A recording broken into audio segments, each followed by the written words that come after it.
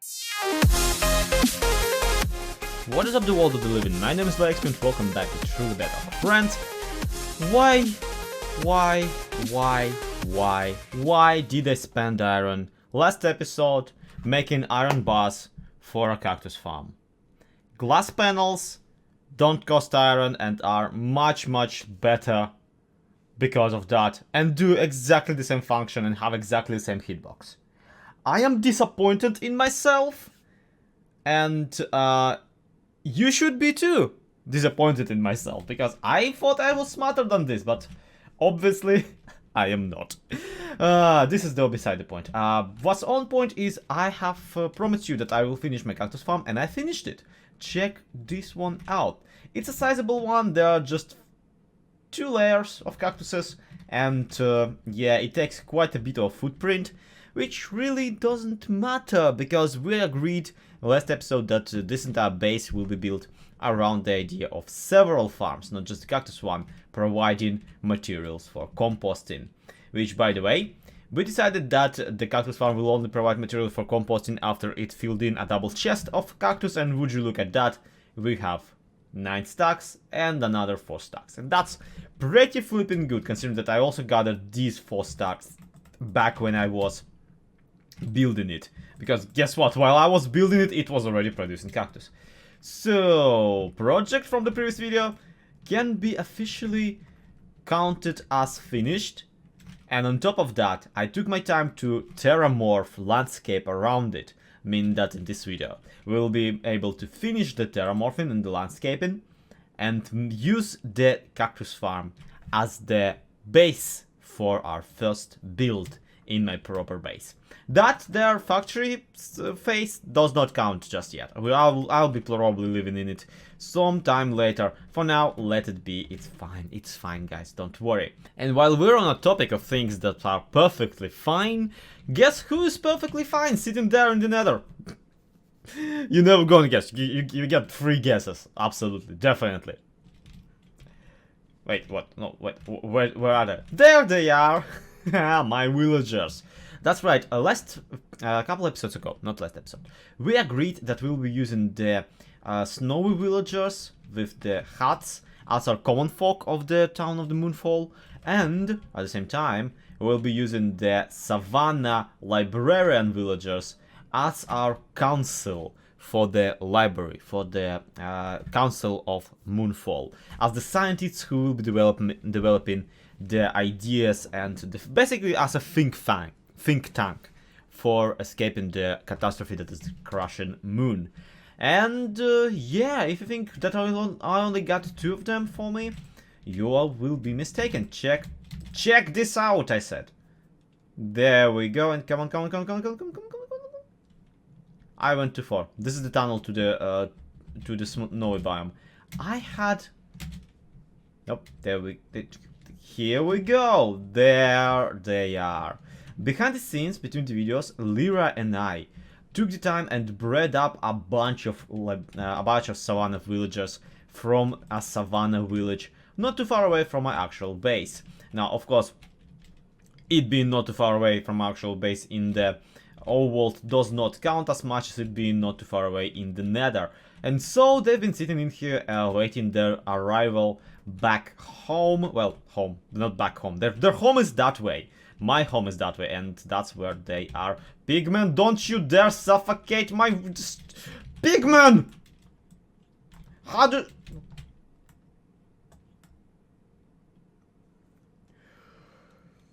Ah! It's not that big of a deal. It's just 1 villager. We can make more.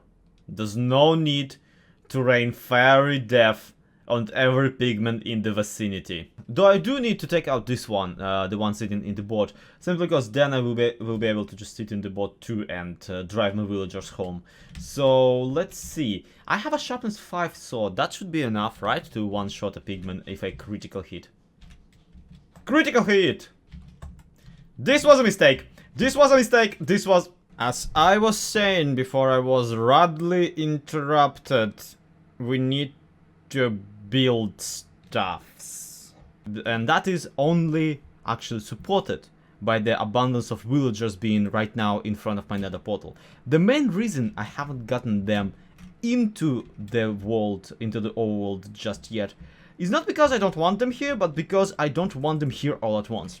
I need to start working on houses for them before I start bringing them in, because if I have everything built before I get them in, I will be able to one by one assign them beds, workbenches and all that kind of stuff before Minecraft will probably glitch out and mess all of that up. Still though, we have the council, the savannah villagers and the common folk, the snowy villagers, and we need them to not interfere with each other. We need the council to sit in the council chamber in the library, trying to come up with an idea on how to stop the moonpocalypse.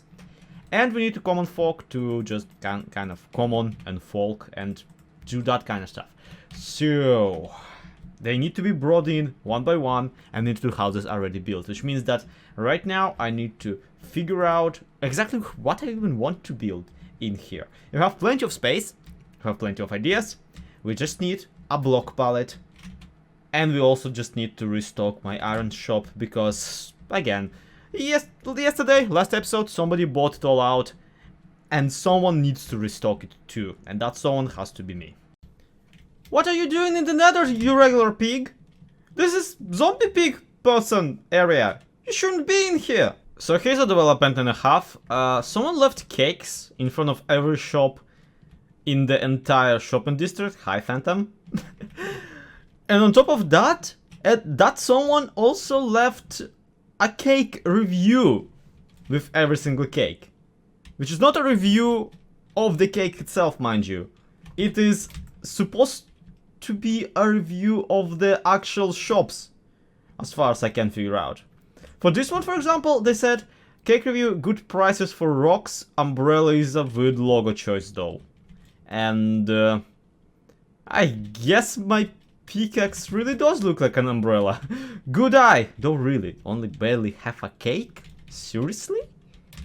Are you kidding me? That is like way too low. Alright, let's see. Cake review, boy sure is gentrification around here.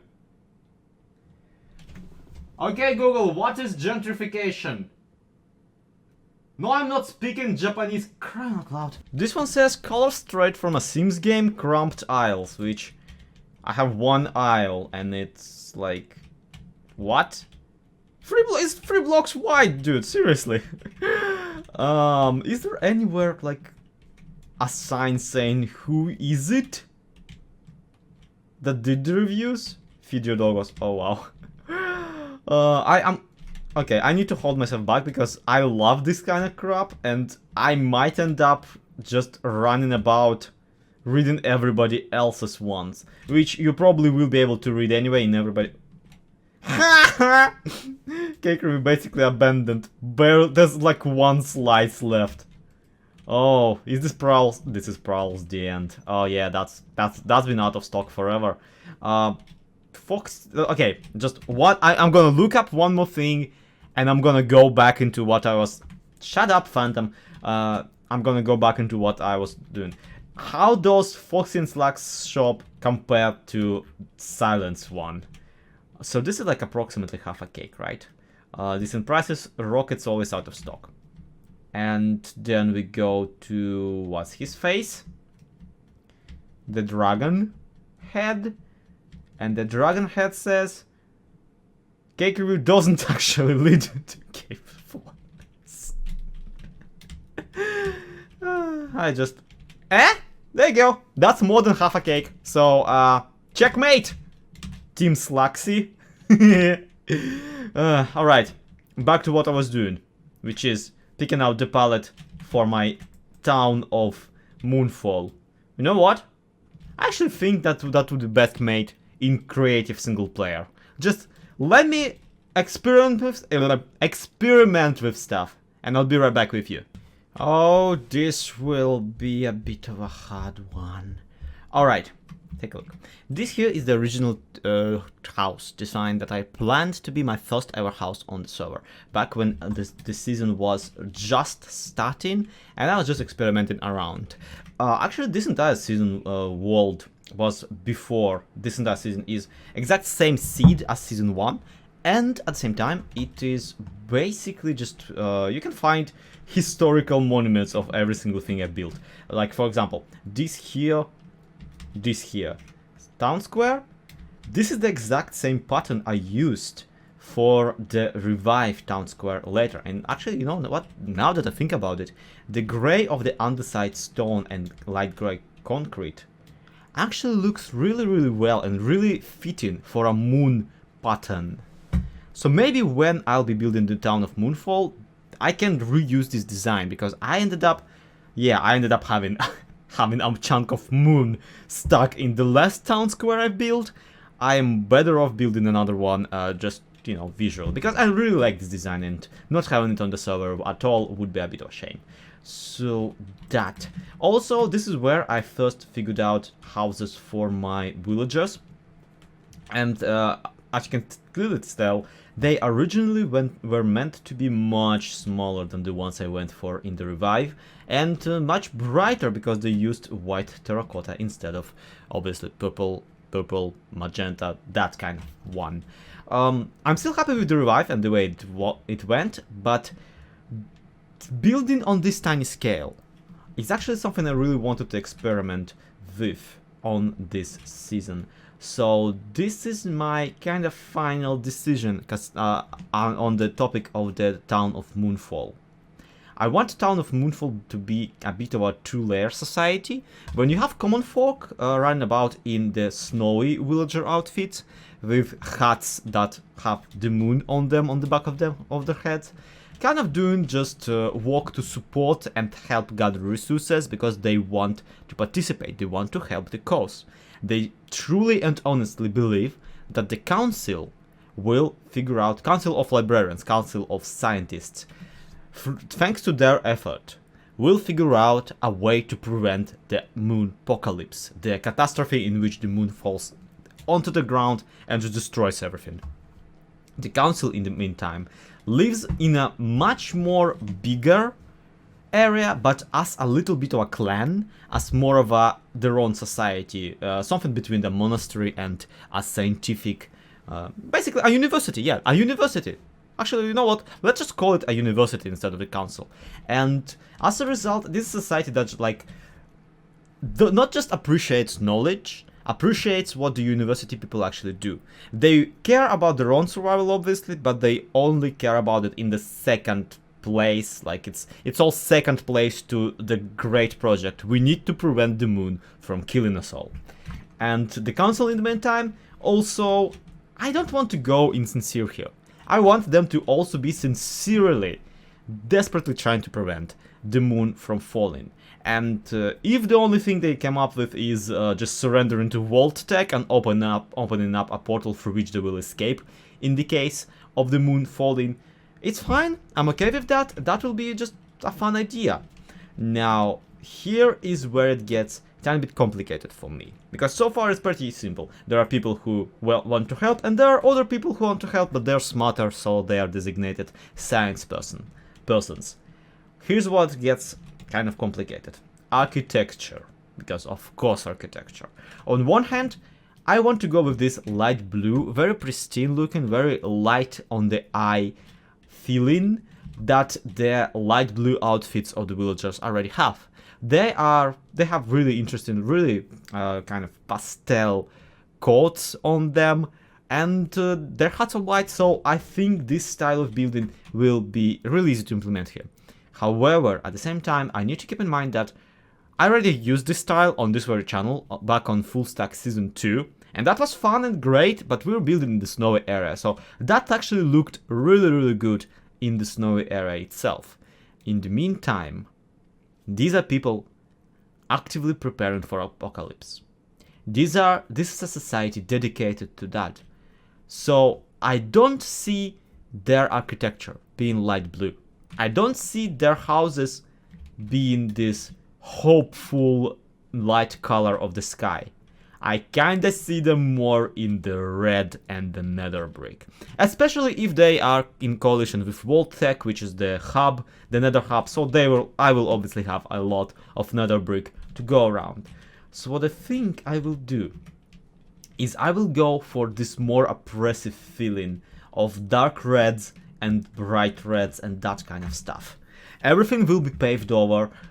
There will be, of course, greenery, but not too much of it. And this society I want to be much more industrial than the one of the Revive. We already have the light living of the Revive. We don't need any more of that. We need a solution. We need people actively embracing redstone and sciences and that kind of stuff. So what I feel I will be doing is I will be taking this very basic design of the house and just building variants of it over and over and over again. Like, for example, this house has like facade like this, then facade like this, and that's it. So imagine if I just take this facade and I flip it. Or imagine if I move this facade 2 blocks in and place another copy of this facade in front of it.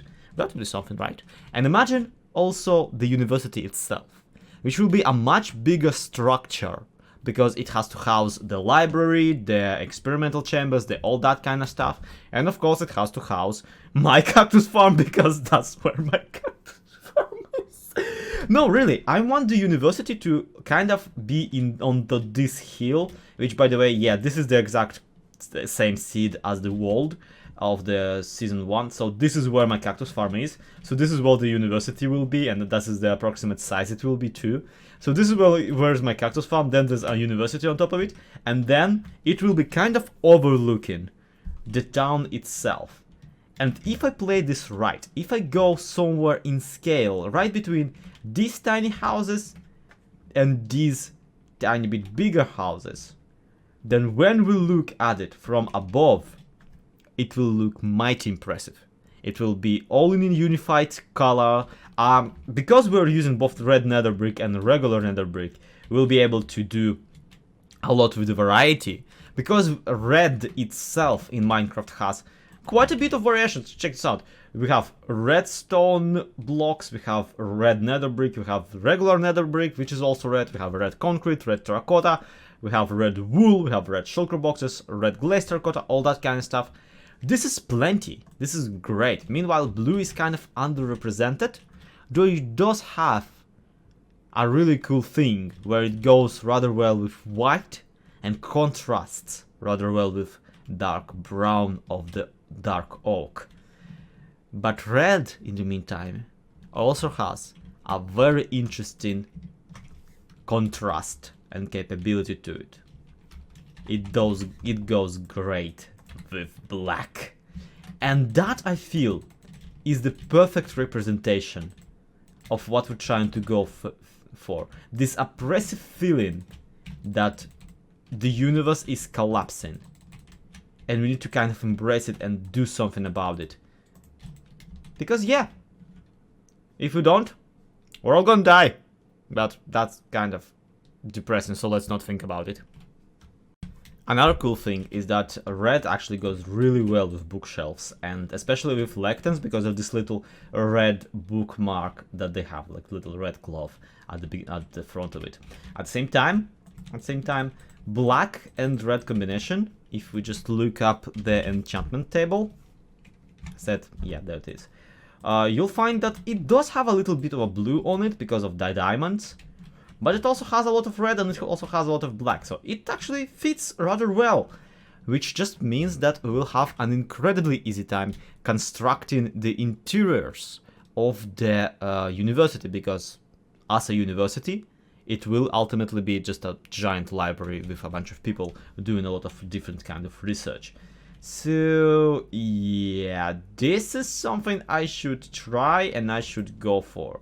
So let me just ponder a bit. And I'll try to come up at the very least with the chamber of the university in which the council will constantly meet up. Because that is an idea I had in my mind for kind of a while. Alright, take a look. This is the bare bones of the structure I want. And of course I want a structure. Come on, guys. And yeah, it probably should be much more ambitious once we get started. But I love the idea that it operates like of a building in there that will operate as a separate village of its own. Okay, check this out. And yes, there is a reason we moved to a savannah. It's because I don't feel like dragging actual villagers and I want them to look pretty, damn it. Okay, so this here will be the star child, right? Buddy, can you like attach? There we go. And he will be overlooking the council from his lectern up here. I probably will make it so that he can't even go down from his little, you know, from his little altar or whatever. But still though. And basically every remaining villager, hi, I will have to kill you because you run into it. Every other librarian will have their own assigned. Where did you come from? Why was there just a random villager? This, you know what? Never mind. It doesn't matter. And there will be just villagers kind of living here and that kind of stuff. So in this university, this will be the study chamber in which they all gather together, especially because this is where the bell is. So every time they have a hangout time, they will attempt to instantly go out here. Every time the time will move to night, they'll go nighty-night, right? Guys?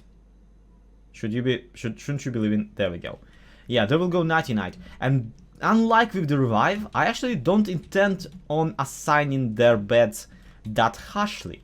My plan with them, with this place, is actually to let them choose and pick their workbenches and beds themselves. All I want from them is to stay in this area and don't link up with any workbenches thousands of blocks away. Preferably. Hopefully. Probably. I have no idea if they're gonna follow through. And yeah, I feel that their uniform is actually looking pretty nice, so I will be keeping them as the Savannah guys.